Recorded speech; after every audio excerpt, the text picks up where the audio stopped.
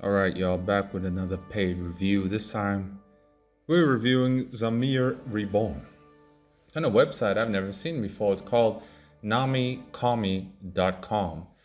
So, as you know, here on Coffee Comics, we got that standard. So, sometimes I'll judge your work artistically looking at passable, which is the simplification of professional standards, not its abandonment, having good contrast, composition, facial expression, and good panel flow.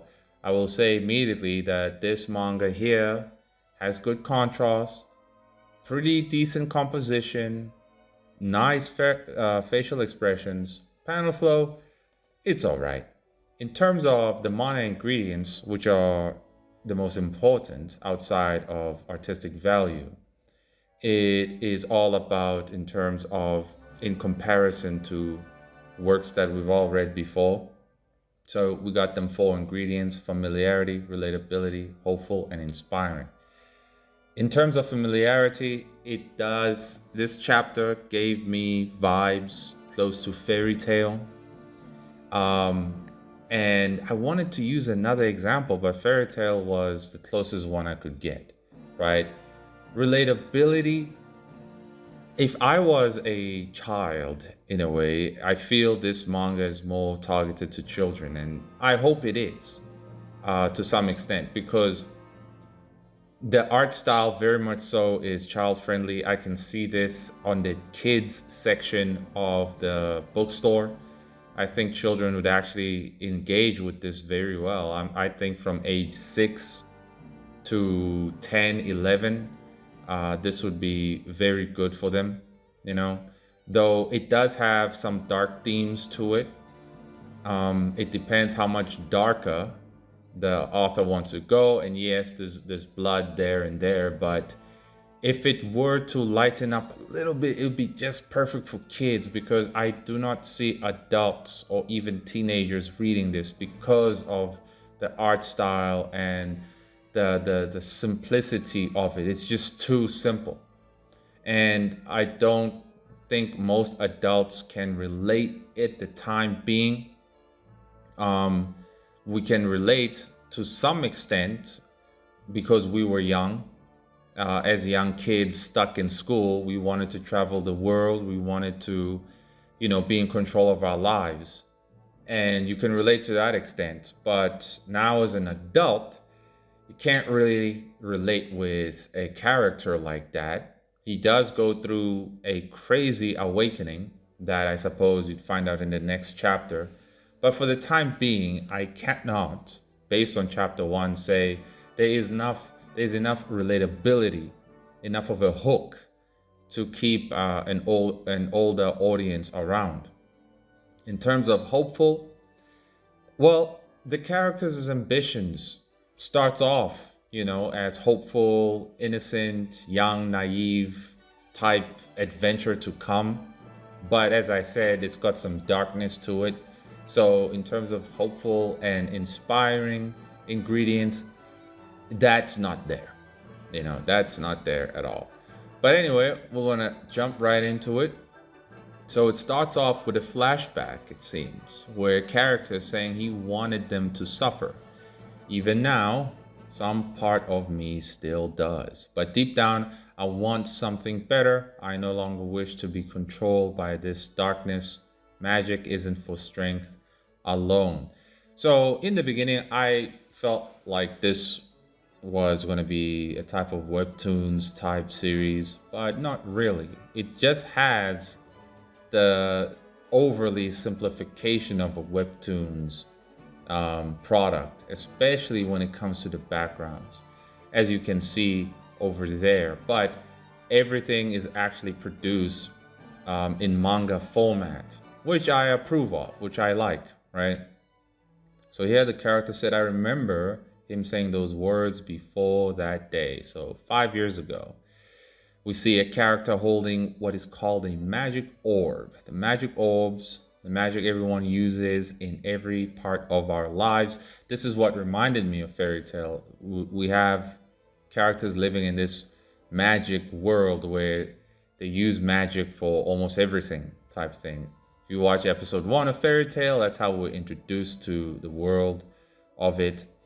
But to summon one, you have to focus, visualize, and once the orb is summoned, it can be molded into whatever you desire. I will say that I like the character designs, honestly. The characters are so alive and vivid. It's got good shape language. I won't really say memorable designs, but the designs are appealing enough. It's got very good appeal. That's why, again, I'll say that it will go well for them little kids. So we're introduced to one character here, displaying how well she can use her own magic, and everybody is admiring her in the classroom. And we are introduced to our main character here.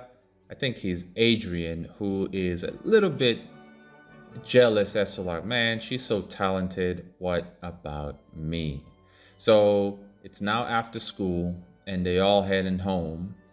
And well, his friend says, bro, let's go have some lunch and talk things through.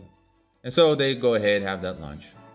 And he says, the main character, next time I'll be able to do it for sure. But still, why couldn't I feel my mana yet? It takes time to control your energy. Oh, his name is Ardre. Yeah, Ardre. But didn't you see, Evan? That blonde girl could do it already. I want to be special too, right? This is a perfect introduction to, well, the character's personality and what he wants, especially to children. It's great because I remember feeling inadequate as a kid and wanting to be special also. I mean, we have adults, hunchbacks, who are like that to some extent even now. But again, I keep reiterating that if you market this towards kids, you're going to have a lot of success. Like, you really are. Then I would be one step away to be as great as Theo, fighting monsters and bad guys, traveling the world. Wouldn't it be so cool to live like that? See, we're introduced to the character's dream. What does he want? And is what he wants something I, as a reader, am I going to root for and rally behind? I, as a mature adult reader, I don't care, really, but a kid would. His dream, as is now, is very, very childish, right? But it's okay. I actually do want him to win, but it's just, I'm too old to, I can appreciate the story, but I'm too old to rally behind the kid's dream. You see what I mean? But other kids, they can rally behind it. Then his friend says, I feel fine with just helping others in town. Gee, you're boring. We get them people who just don't got that ambition. So there's that relatability over there, right? Somebody wants to leave the little pond and go to the sea. And all the other fish will be like, nah, bro, the pond is just fine, right? So they leave and suddenly we have a flashback and it looks like the town is in disarray.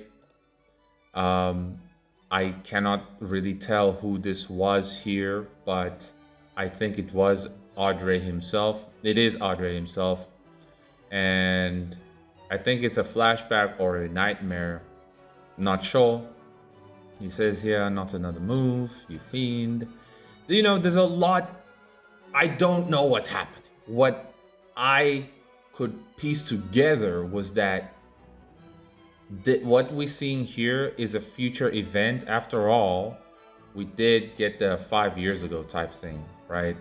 But I don't know. It's just, it's not that clear to me exactly what's going on. So, but yeah. So we're back in the, in when he's a child again, I suppose. Yelling that this sucks, I can't do it, this is terrible. and his friend says, well, bro, you need to relax and stop yelling. And then they hear a sound in the bush, and it seems like an earth monster comes out of nowhere and is after them, and they run off. And Theo, his role model, comes out of nowhere and saves the day. Honestly, what I would have changed Theo's beard, bro. Like, maybe not even give him a beard. Maybe just give him a goatee, because this beard just makes him look so weak and ridiculous. It's hard to take him seriously, honestly. Rather just give him a goatee, because this Santa Claus fuzz beard, it's just hard to see him as a capable hero to some extent. It's very hard to see him that way. So he comes in, saves the day, uses his own orbs to obliterate the Earth monster. And yeah, we have some cheerful discussions about the kids' future and how once they graduate here, they want to go to the Pyramid or Pyranes Academy in the sky. And the main character reaffirms his goals and how he wants to actually challenge Theo to a fight one day. But Theo tells him a valuable lesson, telling him that he is ambitious. That's good. But remember, mana orbs aren't for strength alone. Use your magic for others, just how I used it for you. That way, you can look back and be proud of yourself. This is a great message for them kids. Really great message, right? Again, kids will appreciate this more. As a grown adult, I'm not actively seeking stories like this. Now, you could say, well, bro, the next chapter is going to be different. The next chapter is going to be geared to more of a mature audience. Well, you didn't start that way. So there was no way I would choose to go read the second chapter, because in my head, this thing is for children, which is okay if that was the intention. Promise that you won't lose your way. Got it, you have my word. And unfortunately, coming into the flashback or present day, it seems that he has lost his way. I didn't keep my promise. This time I'll do better. It might be time travel that took place here, right? He grabs that one orb in the temple, and suddenly there's all this swirling around. We see planet Earth here. Seems like it's shifting backwards. And yeah, maybe it's a time travel series. I'll try again and become someone I can be proud of. To be continued. So I honestly have no idea what the heck just happened, but it looks like it's a time travel story, really, right? In terms of a hook, as an adult, there is no hook for me, but I can appreciate all them little childlike ambitions and dreams. I can appreciate it. I approve of the artistic direction if it is solely for children. If this is for an older audience, there's going to have to be an improvement on the backgrounds in particular, right? Actually putting in more details and not relying on just basic shapes for your buildings and so on. There's going to have to be a proper application and use of perspective, 1 point, 2 point, 3 point, right? That's only if you want an audience that is older than 11 years old, right? But I personally don't think you need it. Obviously, you don't get 6-year-olds and 11-year-olds on the internet looking for stories to read. This is something you would have to print. This is something you would have to partner up with a school or agency or something. You'd have to figure that out. But it's a pretty good story. for children. It's a good story.